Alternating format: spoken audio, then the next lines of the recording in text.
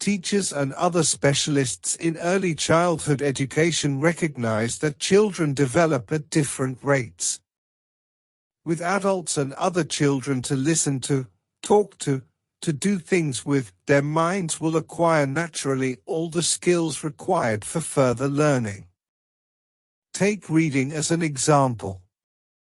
The two strongest predictors of whether children will learn to read easily and well at school are whether they have learned the names and the sounds of the letters of the alphabet before they start school. That may seem to imply that letter names and sounds should be deliberately taught to young children because these skills will not happen naturally. But in all the research programs where they have done just that, instructed children rehearse the names and sounds over and over, the results are disappointing. The widely accepted explanation is that knowledge of the alphabet, for it to work in helping one to read, has to be deeply embedded in the child's mind. That comes from years of exposure and familiarity with letters, from being read to, from playing with magnetic letters, drawing, and fiddling with computers. So, parents can do something to help, although many children do these things spontaneously. Instead of reading a story straight through, they should pause every so often and ask questions, but not questions which can be answered by a yes or no. They can extend their answers, suggest alternative possibilities, and pose progressively more challenging questions. As for math, instead of sitting down and explicitly teaching children numbers, they can count steps as they go on up and down stairs all these early years. They can talk to children. They can say, "This is a red apple, that is a green one, please get 3 eggs out of the fridge for me." The technical term in vogue for this structuring process in children's early learning is scaffolding. Based on recent extensions of the work of the Russian psychologist Lev Vygotsky, there are things a child may be almost ready to do. Anna, for example, cannot tie a shoelace by herself, but if an adult or a competent child forms one of the loops for Tia, she will soon learn to do the rest. This represents a significant change of emphasis from the ideas of Piaget, which have dominated the theory of early childhood learning. The child in Piaget's theory looks more like a little scientist exploring the environment, observing, experimenting, thinking, and slowly coming to his or her conclusions about how the world works. The Vygotsky model reintroduces all the people who also inhabit the child's world: parents, caregivers, relatives, siblings, and all those other children at play or school. They are not simply noise, clattering in the background while the child's developing mind struggles on its own. The cognitive development of the child, that is, the learning of colors or numbers or letters, depends on learning how to interact socially, how to learn from the people, as well as the things, in the environment. What is important is that the child develops a range of social skills, being able to express a preference, knowing how to take turns, being able to stand up for themselves, being able to get into a group, being able to make decisions, being able to share, and having the confidence to go off on one's own. These all require careful nurturing. No one is telling parents not to think about their child's cognitive development.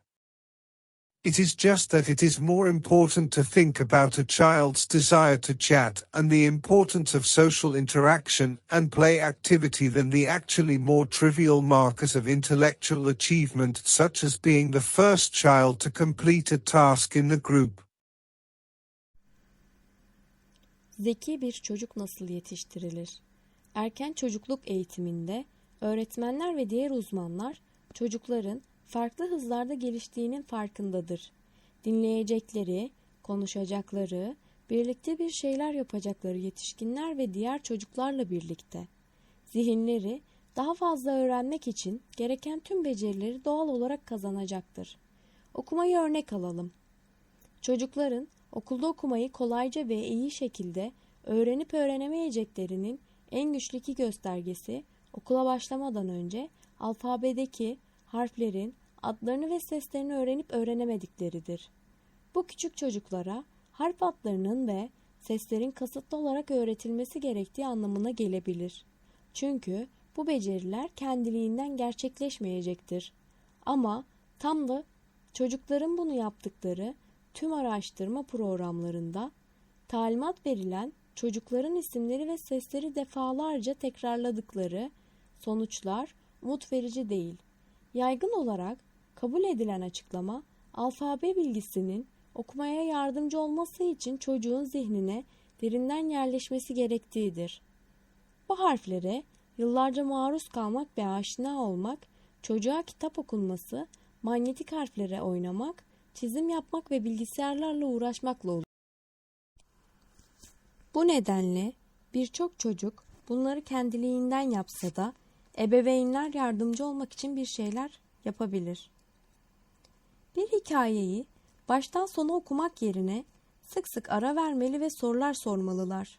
Ama evet ya da hayır ile yanıtlanabilecek sorular değil.